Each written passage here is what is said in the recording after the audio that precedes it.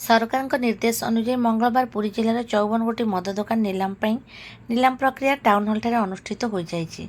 जिलापाल दिव्यज्योति परिड़ा ए उपस्थित रही नीलाम प्रक्रिया को अनुधान करते। जिलापाल निर्देश क्रमे अतिरिक्त जिलापाल प्रोटोकॉल नीलमाधव भोई अध्यक्षतार नीलाम प्रक्रिया अनुष्ठित होता। जिलार मोट 54 मद दोकान 1791 जन आवेदन करते। विदेशी मद दोकान 36 गोटी 1258 गोटी आवेदन मिलता बेले देशी मद दोकान 18 गोटी 533 जन आवेदन करते। लटरी माध्यम चयन कर आवेदनकारी उपस्थित टोकन गुड़िक एक डबार पकाई घंटा घंटी कर अतिरिक्त जिलापाल आखिरे कलापटी बांधि डबार गोटे गोटे टोकन उठाई लटरी विजेता क्रमिक संख्या को घोषणा करते।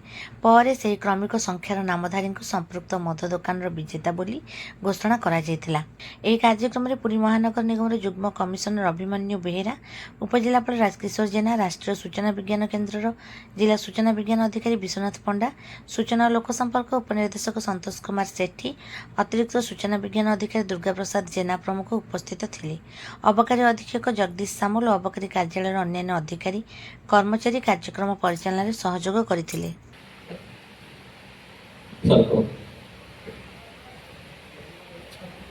Serial number 13